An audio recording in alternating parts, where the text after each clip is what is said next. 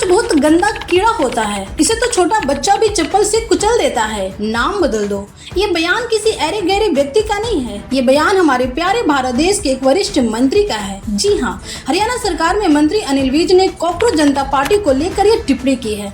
लेकिन मेरा उनसे एक छोटा सा सवाल है, अगर ये संगठन अपना नाम बदलकर युवा जनता मंच रख ले तो क्या हमारे देश से बेरोजगारी खत्म हो जाएगी? क्या पेपर लीक रुक जाएंगे? क्या छात्रों की समस्याएं समाप्त हो जाएंगी? क्या लाखों युवाओं की भर्ती परीक्षाओं का इंतजार खत्म हो जाएगा? क्या डिग्री लेकर नौकरी की तलाश में भटक रहे युवाओं को रोजगार मिल जाएगा? दोस्तों, यही तो हमारे देश का सबसे बड़ा दुर्भाग्य है। जिस मुद्दे पर बात होनी चाहिए उस पर न नेता खुलकर बात करना चाहते हैं और न ही मीडिया का बड़ा हिस्सा, और जिस मुद्दे पर बात नहीं करनी चाहिए उसे घंटों तक ऐसे मथा जाता है जैसे समुद्र मंथन चल रहा हो और अब बस अमृत कलश निकलने ही वाला हो जो देश की सारी समस्याएं को खत्म कर देगा। लेकिन सच यही है कि किसी आंदोलन का नाम बदलने से देश की समस्याएं नहीं बदलती। समस्याएं तब बदलती है जब उनके समाधान पर चर्चा होती है, और आज इसी चर्चा की जरूरत है हमारे देश में। पिछले कुछ दिनों से सोशल मीडिया पर एक नाम लगातार चर्चा में है, कॉकरोच जनता पार्टी। नाम सुनकर कई लोगों को हंसी आई, कई लोगों ने मजाक बनाया, कई लोगों ने मीम्स बनाए, लेकिन कुछ युवाओं ने इस नाम के पीछे छिपे संदेश को समझने की कोशिश भी की।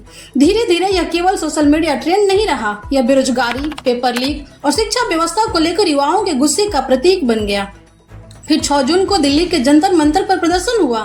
हजारों युवा पहुंचे, उन्होंने रोजगार, शिक्षा और परीक्षा प्रणाली को लेकर अपनी आवाज उठाई। लेकिन हैरानी की बात तो देखिए, अगले दिन देश में सबसे ज्यादा चर्चा युवाओं की मांगों की नहीं बल्कि संगठन की नाम की होने लगी।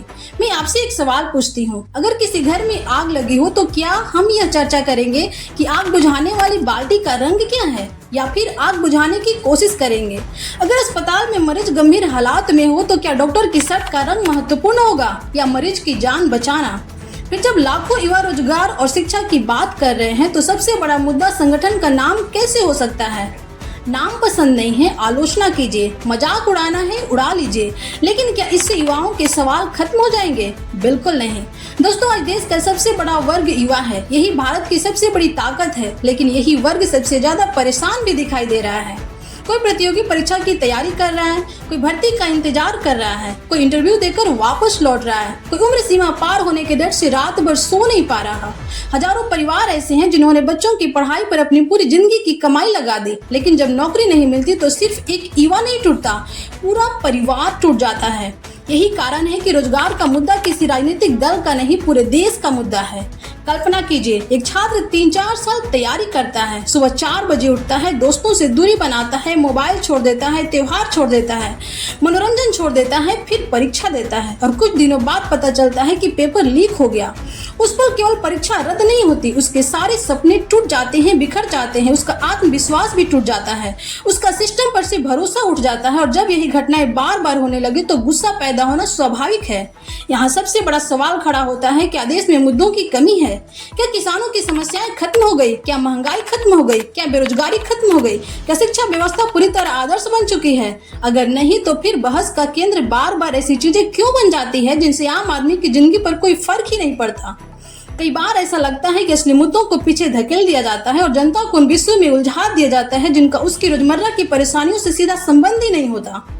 लोकतंत्र की खूबसूरती यही है कि यहाँ हर व्यक्ति को सवाल पूछने का अधिकार है, हर व्यक्ति को असहमति जताने का अधिकार है, हर व्यक्ति को प्रदर्शन करने का अधिकार है। किसी संगठन से सहमत होना जरूरी नहीं, उसकी विचारधारा पसंद आना भी जरूरी नहीं, लेकिन उसके सवालों को सुना जाना जरूरी है, क्योंकि लोकतंत्र में सवालों से डर नहीं होना चाहिए, सवालों का जवाब होना चाहिए।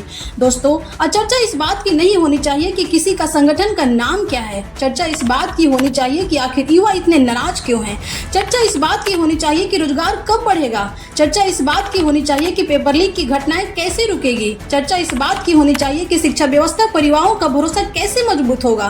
क्योंकि इतिहास गवाह है, जब समस्याएं बड़ी होती है तब नाम नहीं याद रखे जाते, तब याद रखे जाते हैं वे सवाल जिन्होंने व्यवस्था को आईना दिखाया था। अब फैसला आपको करना है, बहस नाम पर होनी चाहिए या फिर मुद्दों पर। अपनी राय कमेंट में जरूर बताइएगा। वीडियो अच्छी लगी हो तो लाइक कीजिएगा, दोस्तों के पास शेयर कीजिएगा, चैनल पे नए हो तो सब्सक्राइब करके बेल आइकन जरूर प्रेस कीजिएगा। मिलते हैं नेक्स्ट वीडियो में, तब तक के लिए जय हिंद, जय भारत।